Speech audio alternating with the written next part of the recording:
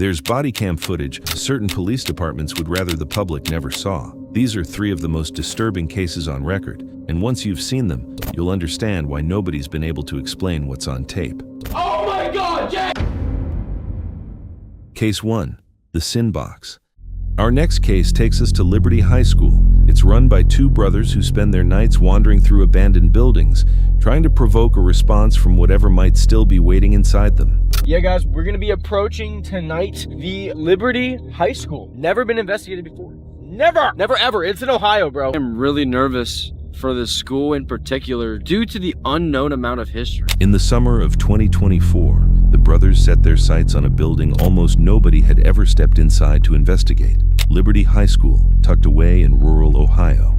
It's a massive 4-story structure standing completely by itself out in the farmland, and that isolation is part of what pulled them in, because so little of the school's history has survived. What records remain paint a disturbing picture. At Liberty High School, it is documented that the staff would use a method called the Sin Box, an extremely small room designed to mimic the effects of a solitary confinement cell. So these children being placed in solitary confinement rooms during school, bro. No. During school. That would piss me off. If a child misbehaved, the staff would shove children inside a tiny room overlooking the gymnasium and would even put a board alongside the open wall, shrouding the room in complete darkness. Back when the school was still in operation, staff would punish misbehaving students by locking them inside what became known as the Sin Box, a room built directly above the gymnasium that was so tight a full-grown adult could touch both walls at once without stretching.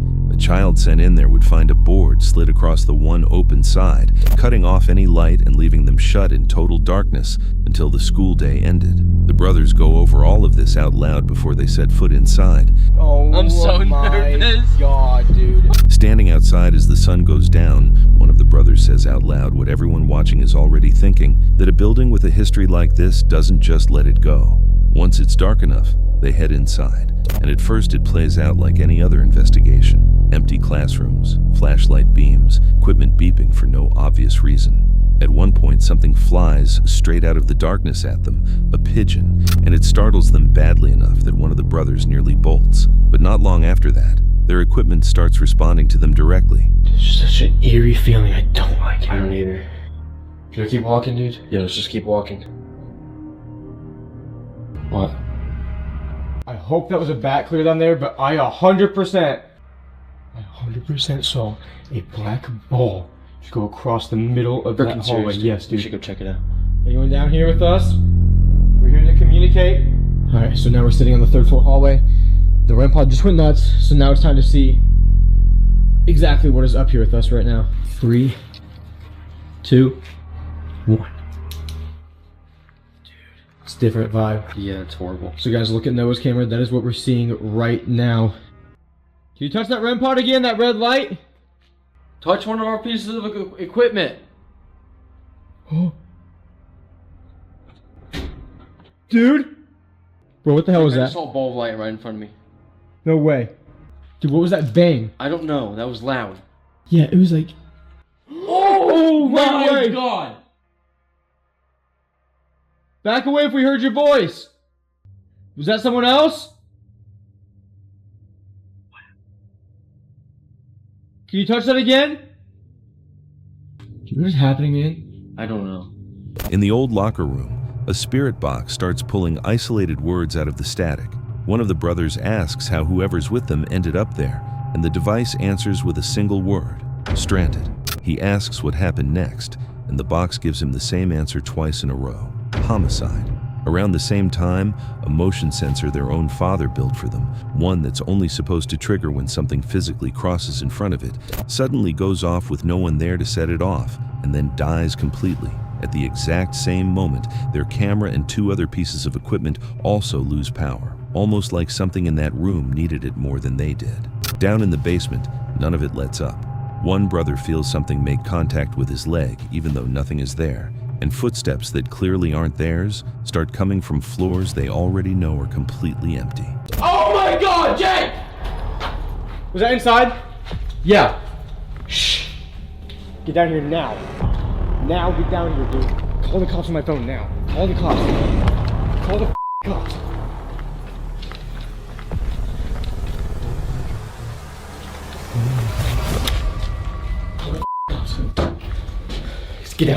Turn the lights off. 911, what's the address to your emergency? I'm at the Old Liberty High School. There's shots fired. Please come here quick. Okay, stay on the line, please.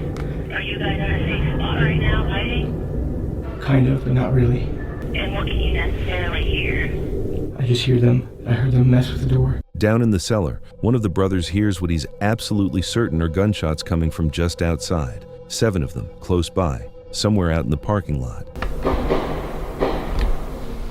He runs to find his brother, and together they hear something rattling the only door in the entire building that actually locks. At that point, there's only one thing left to do, so they call the police. This is the moment the video stops being a typical ghost hunt.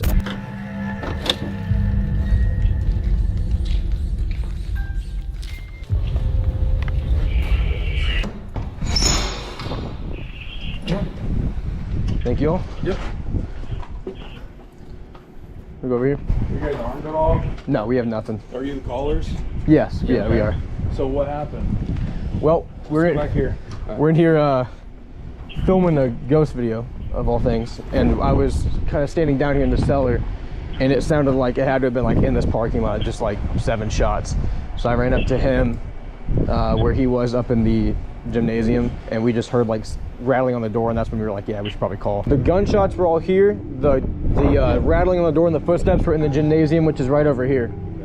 Sheriff's Office, security here, make yourself known.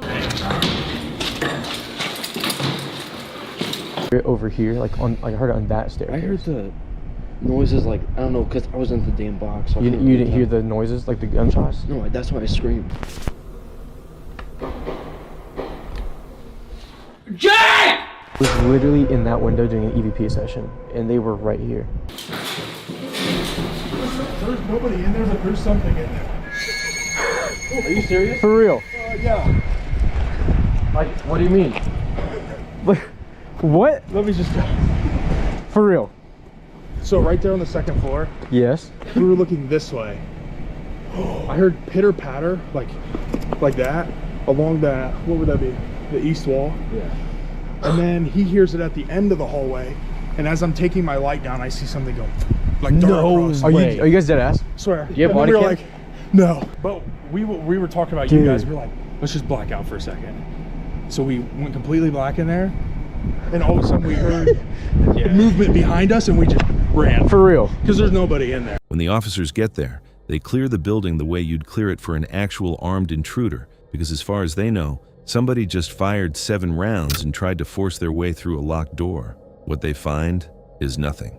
No shell casings, no shooter, not even a stray footprint disturbing the dust. The brothers walk them through what they'd been doing there, and surprisingly, the officers take the whole ghost hunting explanation in stride. Then, while everyone's still inside together, the officers go quiet. One of them mentions he just heard footsteps moving along the wall on the 2nd floor, quick and soft, heading toward the far end of a hallway. He drops his flashlight down toward the sound and watches something at the end of that hallway go dark, like a shape had just stepped out of the beam. He asks the brothers more than once if they're completely sure there's nobody else in the building with them, and they tell him no, there isn't. Not long after, the officers head out, and they don't take their time about it either. Before they go, they tell the brothers that if anything else happens in there, they'd better hope it turns out to be a person, and then they wish them good luck. Whatever fired those 7 shots was never identified. No suspect ever turned up, no shell casings, nothing to explain the bangs that ended up recorded on the brothers' own audio. What the footage leaves behind is 2 trained police officers walking in expecting to find an armed man, coming up with nothing they could actually arrest, and choosing to walk straight back out into the dark instead of sticking around to find out what they'd really encountered.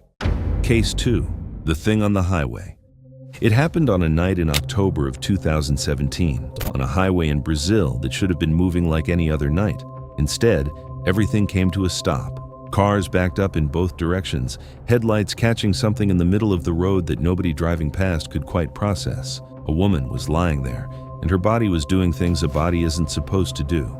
Witnesses would later describe it as her spine curling and twisting on its own, as if whatever was controlling her movements wasn't actually her.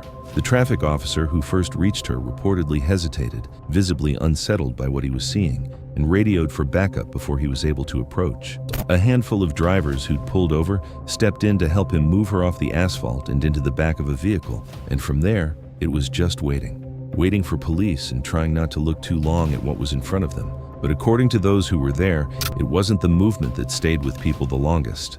It was her face. Her eyes were open, but there was nothing in them, an emptiness that made more than one bystander feel like they weren't looking at a person anymore. Eu parei lá, não dava pra pular. Eu vi a frente da minha, eu tava parado lá, eu pensei que era outra ali, eu pensei que era essa também.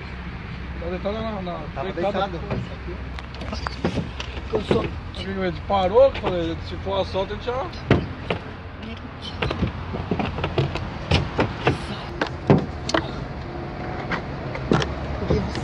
Some who saw the footage afterward chalked it up to drugs, and that may well be the explanation. But plenty of others who watched it couldn't shake a different conclusion, that whatever was moving her that night didn't belong to her at all. Case 3. The girl in the hallway light. He was working nights, alone, in a school that was supposed to be empty, and for a while, that's exactly what it felt like. Then, the sounds started. Movement down the corridors, doors he'd already locked, standing open like someone had just walked out of them. At first, he told himself it was nothing, an old building settling, his own tired mind playing tricks after too many quiet shifts, but it didn't stop. Night after night, the same thing, until he couldn't just brush it off anymore. So he pulled out his phone and started recording, telling himself he'd finally proved there was nothing there.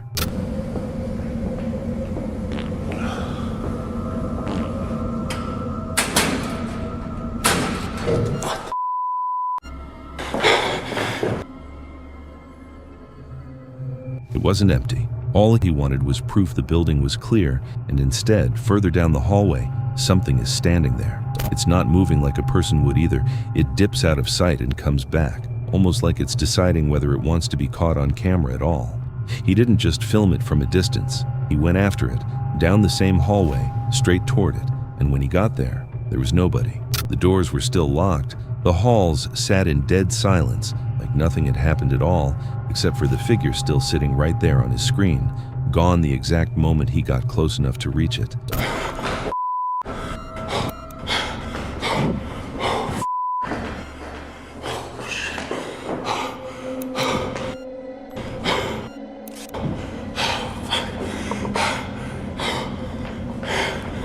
There's a story attached to that school, one people still repeat. A girl died there years ago, and some say she never really left. Whether that's connected to what he caught that night, no one can say for certain.